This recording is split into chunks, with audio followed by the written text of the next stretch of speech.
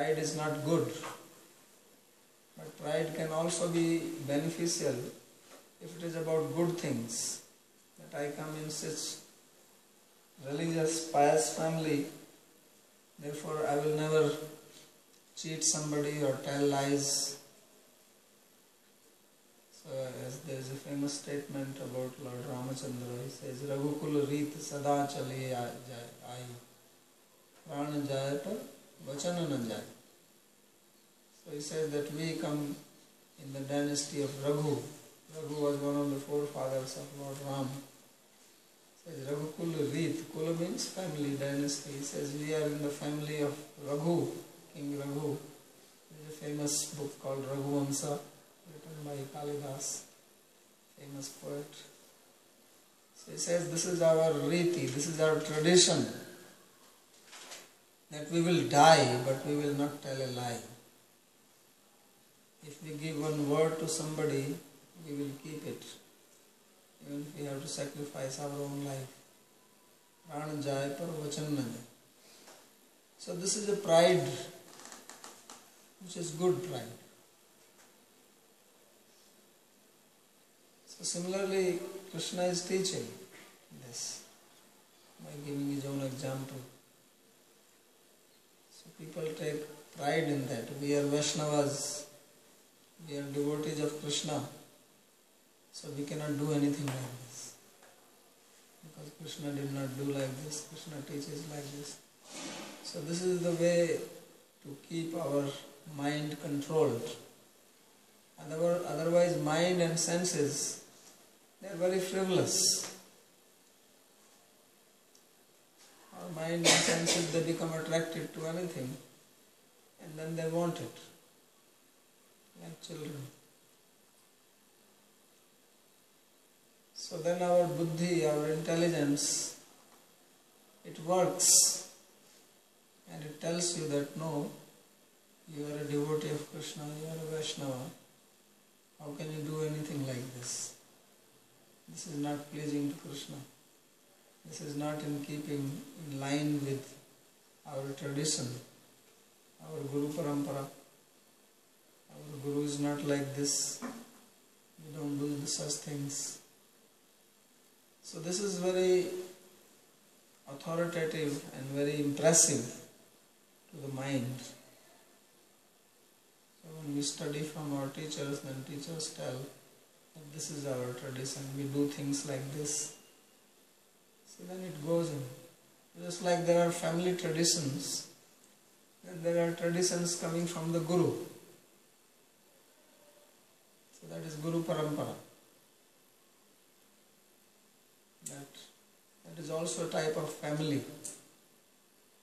As you have family where you are born, then there is a family related to the Guru. That is the spiritual family. So in that family also there is a tradition that we do certain things, we don't do certain things. So this is to keep our mind balanced, so that it does not goes away and start doing things. So that is the significance of having teacher.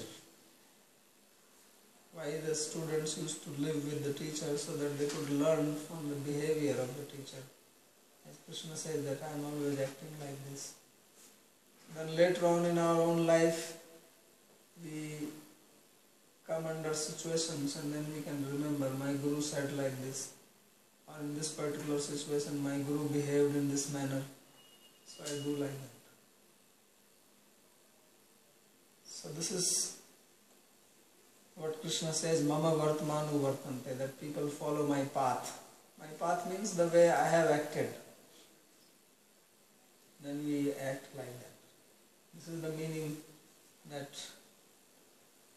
Yadya Acharti Srestha, whatever a great person does, then a common person follows. So we have to study this tradition, we have to study the history, we have to study the life of great people. That is the reason behind writing biographies, especially of saintly people.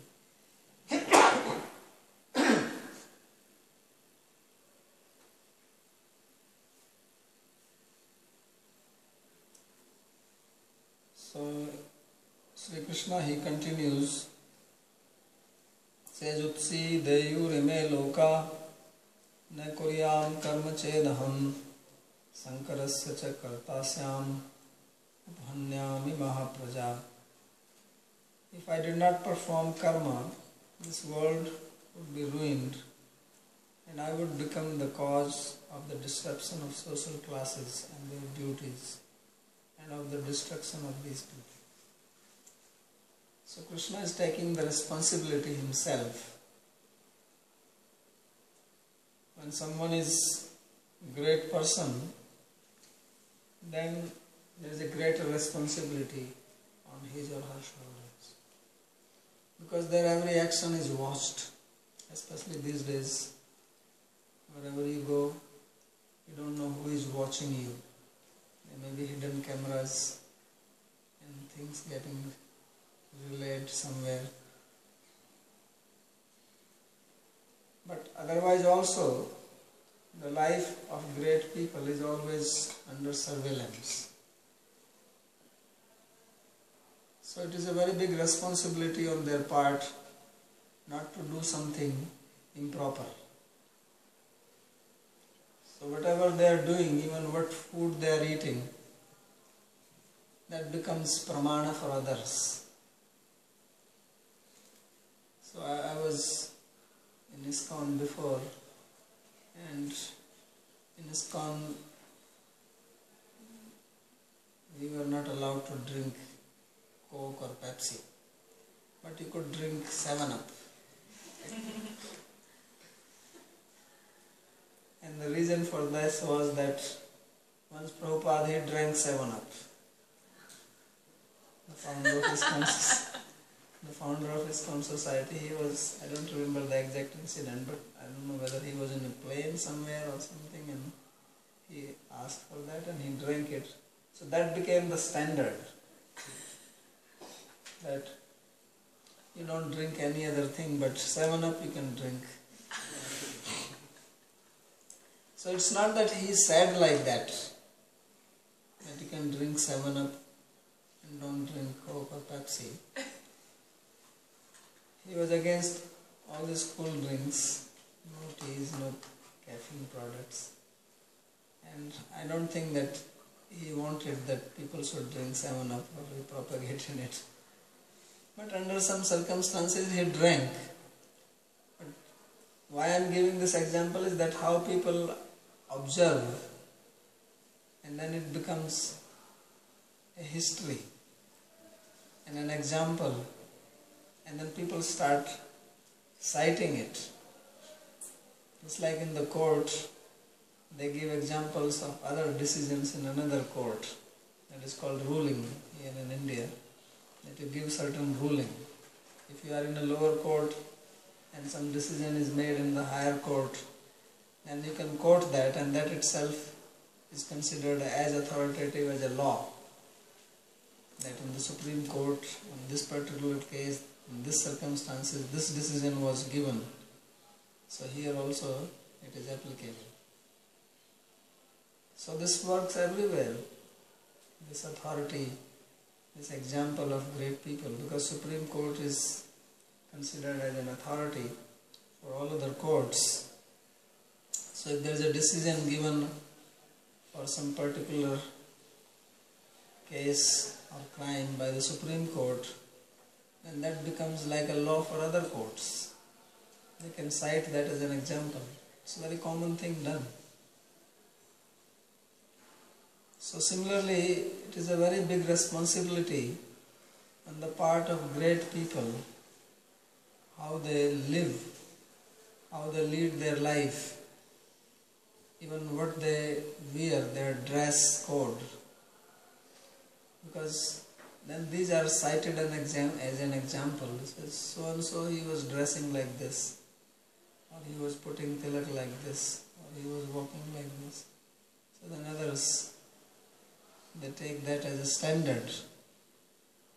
And Krishna specifically, he says this, Mamavart manu vartante manushya path sarva, so that people actually follow my example. He says that they follow my path. So my path means the way I have acted. They act like that. So, therefore, it is a very big responsibility for a spiritual leader. He or she has to be very, very careful, ultra careful, what to say, what to do, what to eat, how to live, because everything is observed by the followers. And then they will take that as an example and cite, and if it is wrong, then some wrong parampara is started. This is how many times divisions come in the societies. People start disagreeing on something because the leader said one thing to one person, another thing to another person, and without understanding the reasoning behind it, they just quoted, well, he said like this to me, and I said, but he said like this to me. And then there's a lot of fighting on these things. So it is important both for the leader to be careful and make things clear, and also for the followers to understand things clearly. And even if some great person has done, always refer to the Shastra, that is it approved by the scriptures or not. Because there are general principles and then there are specific principles which are followed under some abnormal situations.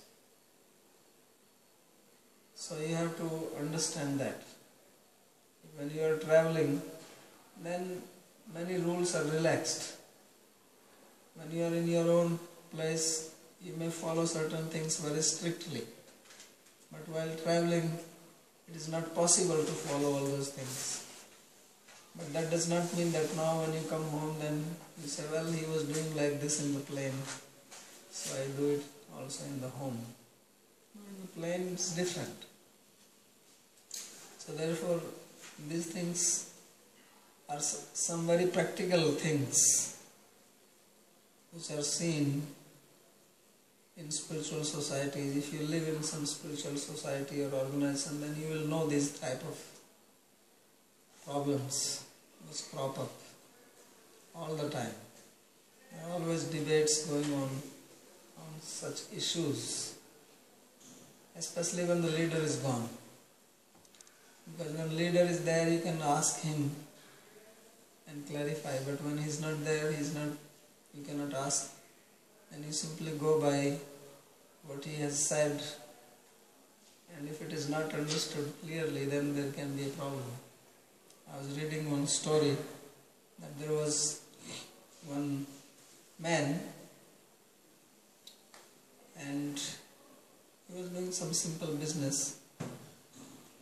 So every day he will eat his food, and then he had some toothpick kept on his side. And he used to go there and clean his teeth with that. And he has the young kids. So they always saw that after eating, the father was going there, but they didn't know what he was doing because they were small, they could not even see what is kept in it. Then the father died when these kids were very small. And then when they grew up, their business boomed, they became very rich. So then they realized that there were some sticks. So he said, well, there must be something about it, because our father always came and he was paying some respect to this. So they made it in gold. And then it became a custom that after eating, everybody has to go there and stand in front of it. So they had no idea, but they are just following it. So many times such things happen in spiritual societies. Certain things are just propagated without understanding.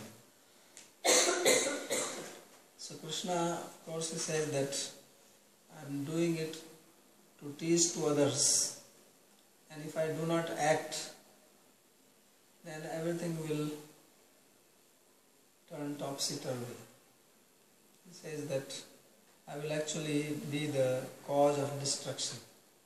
It goes up to that extent. So destruction here does not mean that everybody will die, But the meaning is that if he does not set the standard, then people will simply speculate. And they will come up with different ideas, different theories. And then no one will actually know what is right and what is wrong. So that is the meaning when he says that Sankarasya cha kartasyam upahanyam ima praja.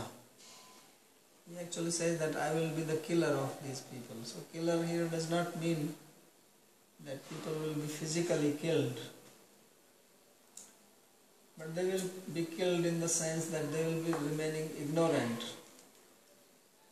or rather in confusion. And worse than that is misconception. If you are ignorant, that is not so bad, because you know that you are ignorant, so you try to gain knowledge about it. If you are in confusion and you know that you are in confusion, that is also not so bad. You try to remove your confusion. But if you have a misconception, that is dangerous. Because you have a misconception and you don't know this. You believe you are right. So then you don't make any effort to rectify yourself. And if someone is trying to rectify you, you will object because you think you are right. So this is what he is saying. That if I do not act and set the standard and teach by my own example, then people will be lost. So this is one of the meaning of the word acharya. Acharya means teacher. So one of the duty of the acharya is to do acharan. Acharan means conduct. Means to follow oneself. Even if there is no need for him to follow. There may be no need for the acharya to do the spiritual practice like a beginner. That he has to also sit down and chant or do this. There may be no need for him to do that. But he should still do it so that others follow. And do not take the wrong example of not doing it. Otherwise he says Sankarasya cha kartasyam. So Sankara means mixture. The word Sankara literally means hybrid. Like you take two different varieties of seeds and you mix them or you modify genetically. So that is called Sankara. So if you modify something genetically, then it may become big or small, but the problem is that you do not know what will be the influence of that food. It may look nice, it may be big in size, it may be cheaper to produce it, but actually the problem which comes, and that may come later on, is that you don't know what influence this food will have. Like these days, people are having many people have problem with gluten. So why this problem is coming? Previously people did not have. And this is because they have modified the original grain. So there was probably something in that which was taking care of the gluten. And nobody had any problem. But because of they want to produce more and they want to make the plant small, so they made changes in the grain. And now so many people cannot handle it. So like that there may be many other influences of this type of food which we may not even realize. It may take a long time, 10 years, 12 years, before we figure out that actually it is having some influence on our mind or on some other organ in the body, because the effect is not seen immediately. And even if it happens to one person, you don't know why it is happening. They have to do so many tests to figure it out. So that is the effect of Sankar. So same thing happens in the human beings.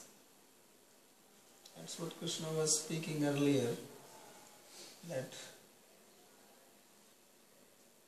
Jayate Varna Sankara, that if this war happens, many people will be killed, and then there will be a hybrid progeny. Because so many men will be killed, and there may be girls who have to be married, they may not find a suitable husband which belongs to their Varna, then they may marry outside, and then the child who will be born will be hybrid child. So Krishna says here that same thing can also happen if I don't work, which means if I don't set the standard and if I do not teach, then people also again may mix like that. And now of course it is all mixed up anyway, everything is become hybrid. Although in India they are still trying to keep, it's like today we had these people coming here, you saw them? They had a meeting. You know what this meeting was about? It's very interesting for you to know. So these are the people who met here, they are Brahmanas. They have an organization. But the interesting thing is that they are Brahmanas of one specific clan. They are called Paliwal. So Paliwal, among the Brahmanas there are various divisions. You may hear these names, Upadhyaya, you may hear Pathak, Sarma or Agnihotri, various names. These are all different. So among the Brahmanas there are various clans, so to say. So this is one specific. So this is an organization only of the Paliwal Brahmanas. And they are trying to keep themselves together, which is good in a way. So they have their website, because I just came to know about it yesterday. They were coming in, I have to give a talk to them. Opening speech was given by me, and I spoke only on this topic to them then. So then they also arrange marriages for young boys and girls. They have website for that. That if you are looking for, if there is a Paliwal girl looking for a Paliwal boy, then you can find. So why I am bringing up this topic is that in India people are still trying to keep this tradition. So these are the people. The story of these Paliwal communities, that when Krishna was there, this is very interesting how things are in India still being carried for so many thousands of years.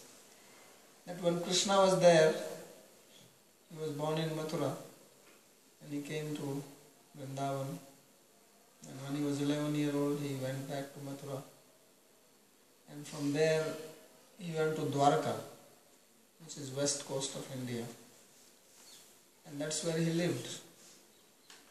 So when he was there as a young man, then there was one king, Rukmi, what was the father? Bhismak, right? Rukmani's father. So he has his daughter Rukmani, and he arranged for the marriage of this princess to Shishupal. But she did not want to marry Shishupal. She wanted to marry Krishna. She heard about Krishna and she fell in love with him and she wanted to marry him. So she wrote a love letter. And of course in those days there was no post office or anything like that. There was no SMS business. So in the olden days in India, if you want to send messages, they either you used Brahmanas to do that or barber. Barbers used to be like postmen. Besides, barber used to do shaving and cutting of the hair. This was one of the job of the barber. It's in the villages, it still is being done like that. If there are marriages and you have to inform, then barber will go. Barber and sometimes both will go together, Brahman and barber. This was one of their job. I don't know in South India, but in North India it goes like that. So barber was also like an announcer. If something has to be announced, that some festival is happening in the village, then barber will come and make an announcement from one street to another street. In those days there was no mic. He will just stand in one corner and shout loudly. And then he will move to another corner of the village and go and shout there, so everybody hears him. Especially in the evening time, he will do that. So Rukmani, she wrote a love letter to Krishna to invite him to kidnap her. And this letter was carried by a Brahmana. So she engaged one Brahmana to carry the letter to Krishna. So Brahmana came and gave the letter to Krishna, and when Krishna read it, of course he was very happy that some girl loves him. And he came and he kidnapped Rukmini. So it is said that he was happy with this Brahmana and he gave him some big piece of land in his kingdom. He invited him to settle there. Because this was Krishna's first marriage. And Rukmini is the principal queen. Later on he had many marriages, 16,000. So these Paliwal Brahmanas, they claim that they are descendant of that Brahman. That is interesting. So that means they are tracing their lineage to 5,000 years back to this Brahmana. And these Brahmanas, Pali actually was a small kingdom in Rajasthan. And Paliwal actually means those who belong to this Pali kingdom. So then they moved from there, came to Rajasthan for a certain reason, and when Mughals came and attacked, and this kingdom lost, and all these Brahmanas, they ran away from there to different parts of India.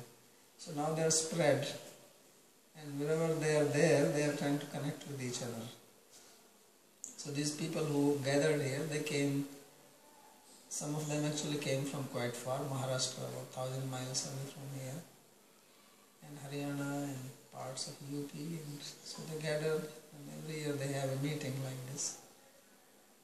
So this is trying to maintain that like a family tradition. So they have their tradition and their deities they worship and things like that. So this is what Krishna is talking about here when he says Mam Vartmanu Vartante Manushya Parth Sarvasa. And he says that if he does not do that, then this will be lost. Like I was telling them that you should teach this to your children, because if you don't do that, then they will not know, because everybody is watching movies and TV and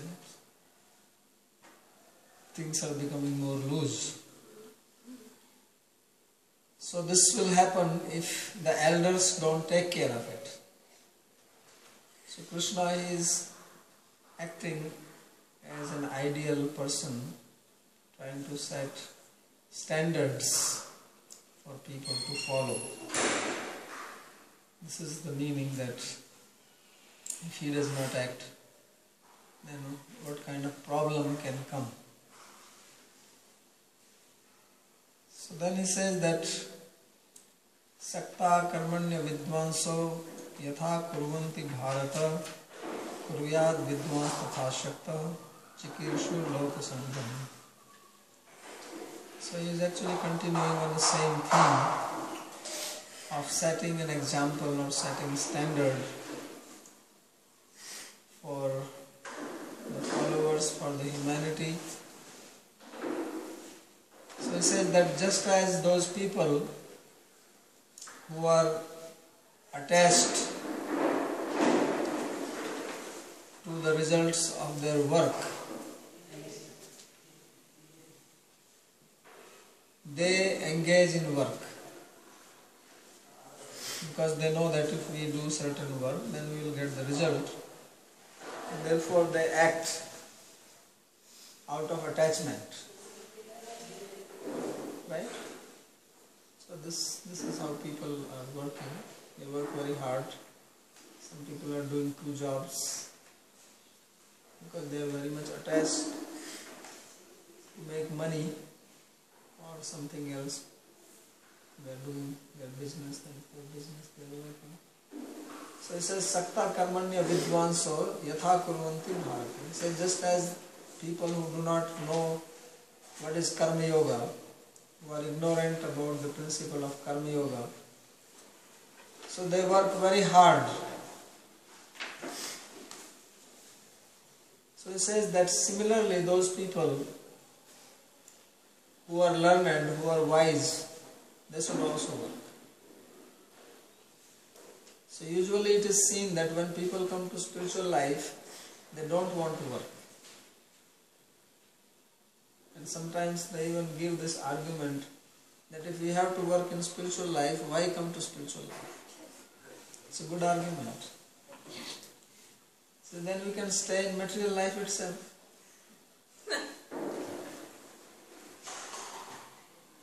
So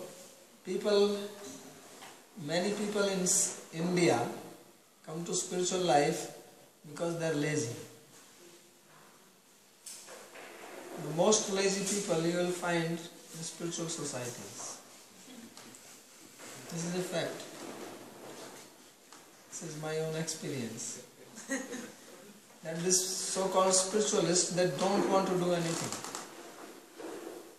They have a great pride that we are spiritualists, and what we have to do? We have given up everything, and we live in an ashram.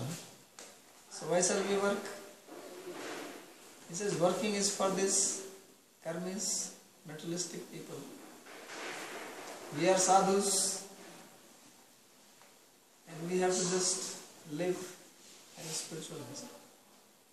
This is their, and they believe in it. It's not that they are trying to cheat or anything. They actually believe, they think that sadhu means who doesn't do anything. Sadhu means that he wakes up in the morning and do little puja or chanting, and then he is free to walk around, talk, or go here and there. So these are the tamasic people. Krishna says the sadhu is one who is always working. He says, Kuryad vidvans tatha shaktas chikirshur lokasangra. He says, just as interesting thing is that Krishna is giving an example of a materialist for a spiritualist. He is telling to the spiritualist that you should work just as a materialist works. It is the spiritualist who should be an example for the materialist. But Krishna is doing the opposite. So that means even in his time he had a problem. So he says that just as a materialist works very hard, a spiritualist should work like that. And spiritualists should not give this logic that I am a sadhu, why shall I work? It says Kuryad Vidwan. This is a Vidwan means learned, wise, spiritualist person. He should. He is not giving a choice, he is giving an injunction, an order. Kuryat. Kuryat Vidwan Tatha Ashakta. The only difference he says between a spiritualist and materialist is that both work hard. But one is attached and other is not attached. It is not that one works and the other does not work. So according to Krishna, work has to be done by both. And he himself is working all the time. And therefore he also recommends that those who want to be his follower, then they should work like that. If Krishna says, I am working all the time, then his devotees should also work, his followers should also work. So this is a very interesting verse. He says. So why is he giving an example of a materialist and not of a spiritualist? Because materialistic examples are available. An example of a spiritualist working hard is hard to find. So he has to give an example like that. So if you live here in Vrindavan, then you will see that sadhus, they relax.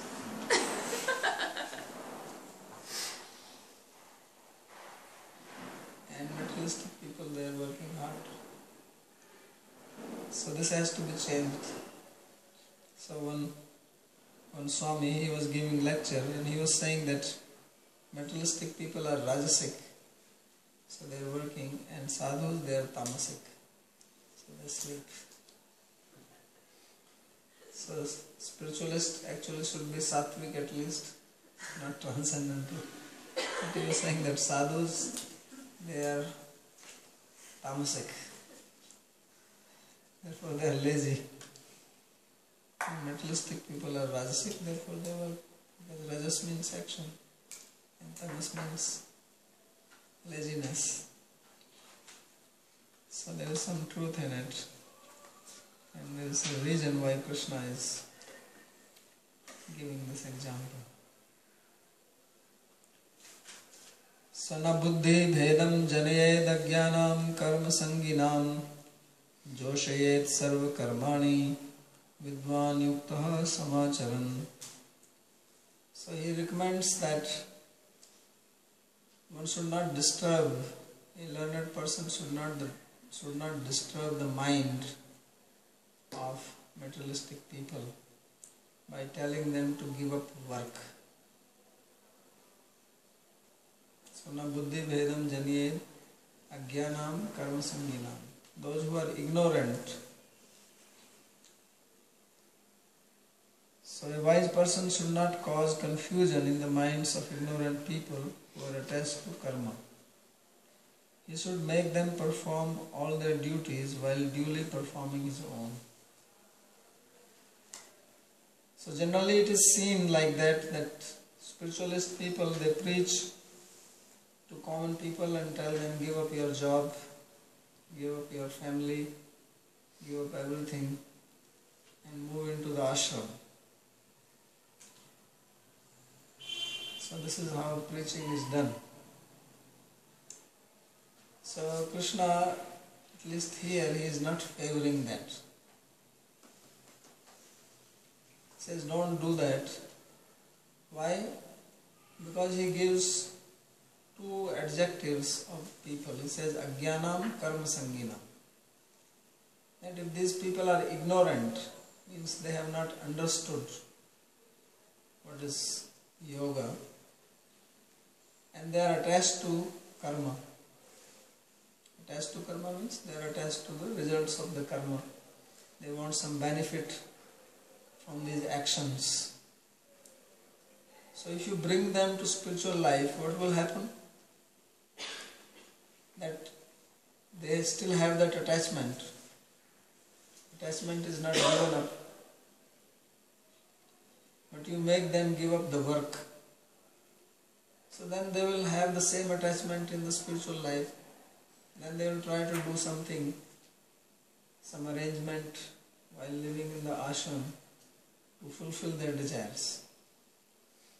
So therefore many times it is seen that people who are immature or unqualified to live in an ashram, they come into the ashram and they start doing the same things which they were doing outside, but now in the garb of a sadhu, dressed as a sadhu, they are doing the same thing. They give up their wife, children, and then they come here and then they get married again. They were making money there, they come here, they start making money here. Or at least they think of how to make money. So they get into the same thing. So there is nothing wrong if you have to do that, then you continue doing it wherever you are doing this. Why one has to come and do it in the ashram? So therefore Krishna says that one who is wise, intelligent should not preach to such people to give up their job or family but try to engage them and teach them how to perform action without attachment. So therefore it says Joshayet Sarva Karmani, that you engage them in their duties, whatever that may be, and also you continue to follow your duty so that they don't take wrong example. This is the instruction which he gives, and this is a very valuable instruction which if people follow, then there will not be so much of chaos which you see in the spiritual organizations. Probably you are familiar with a lot of corruption and deviations and all types of politics which goes in the spiritual organizations. It happens only because unqualified people are recruited. So previously in India it was not like that, because such type of preaching was forbidden. Actually, nobody was doing that. This trend came later on. It's not more than 100-year old, or maybe less even. So people previously were very, very strict. Those who came to spiritual life, they were very highly educated people and renounced. It means that they had no interest of using spirituality for material purposes. So now spirituality is being used by many people for material gain. So that is a misuse. This is what is called Sankara, as Krishna was saying. This is called hybrid. That one is dressed as a sadhu and then doing business.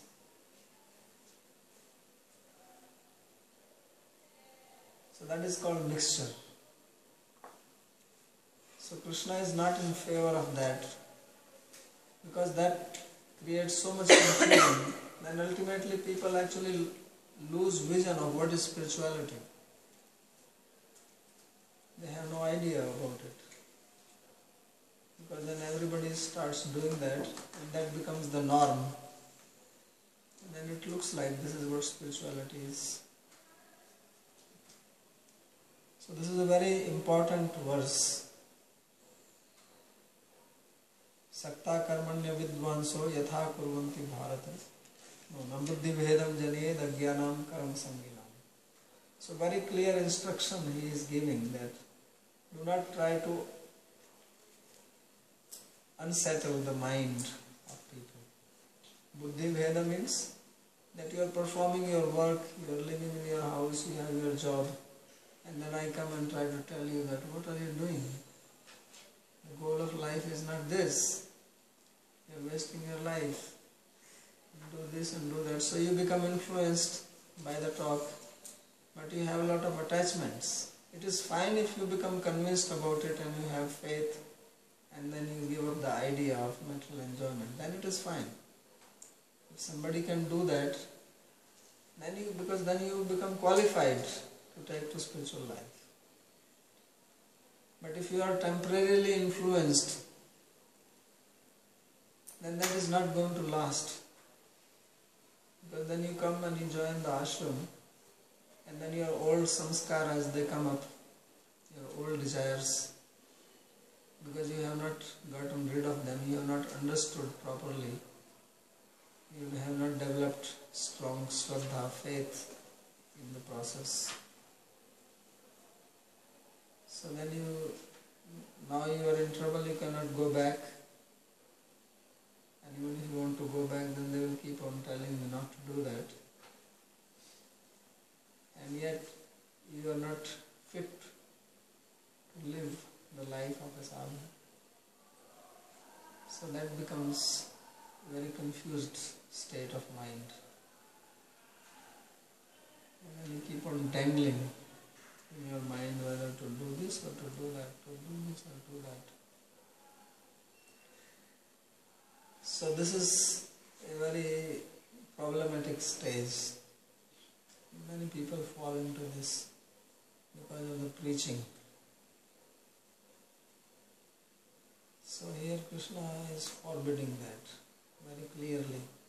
Nabuddhinedam janiyed jnanam karam sanginam joshiyet sarv karmani vidwan yuktaha samachara. So this is the job of a vidwan. Vidwan means learned.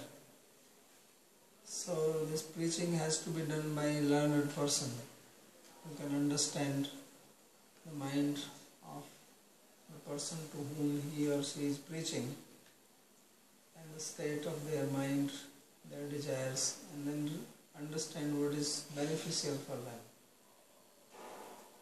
Because ultimately we want to give benefit to the person, not that I want to benefit. The purpose of the preaching is to give benefit to the person to whom you are preaching, not that you want to benefit from that person. If you want to benefit from that person, already there is a problem.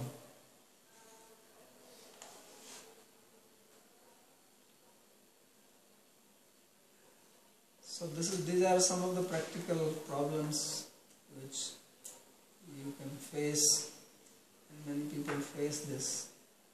And if you are familiar with some famous spiritual organizations, then these are the types of problems you see inside. Because I have been part of it, so I am very much familiar with it. And then there is no solution for it. Because people become so confused, and then different types of teaching is done to them, then they don't know what to do and what not to do. And this is quite hellish for the mind. And then after 20, 30 years of living in spiritual organization, then they realize the mistake with them, but now it is too late. Because they become completely useless for the society. Now coming back to the society and to find a notch there, it's not possible. Society moves very fast and qualification has no meaning anymore.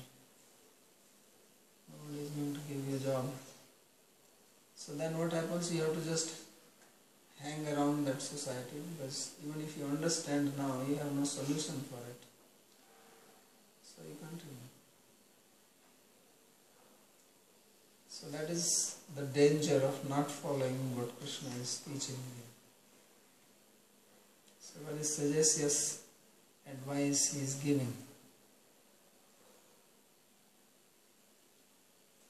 And very practical. So from next verse onwards, he is going to teach about the nature and how the human mind functions according to the nature. That we will do tomorrow. If there is any question, what we have said, or studied. Is it making sense? Yes?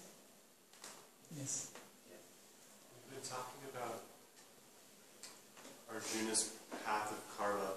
Yes. He's been advised by Krishna to stick to his karma and not take the path of contemplation or Jnana Yoga. Right. So he continues his life according to karma yoga. Yes. Does he ever get complacent? Does his work ever bore him? Does he ever become, No, it doesn't happen to him. Actually, if you understand your nature and then you work according to your nature, especially if you become qualified according to your nature and then you work, you will never get bored. Because that is the harmony. That is going along with the flow. So there are two ways to work. It's like you go into a river. So one is to swim along the flow and one is to swim against the flow of the river. So to work according to your nature, that is like swimming along the current. So that's very pleasurable and smooth. Otherwise you are going against it or diagonally and you have to work very hard. So then you face problems and you may get bored or frustrated, dissatisfied.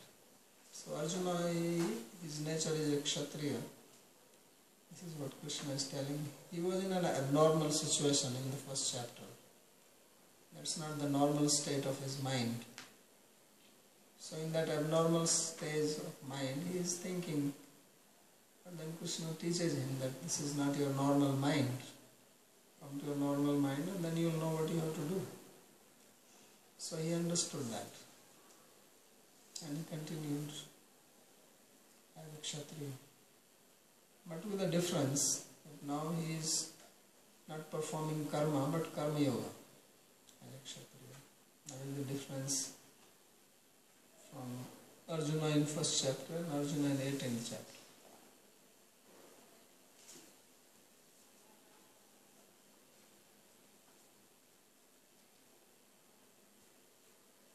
Any other question?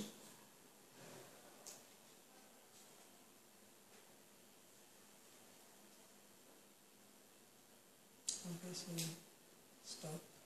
Thank you.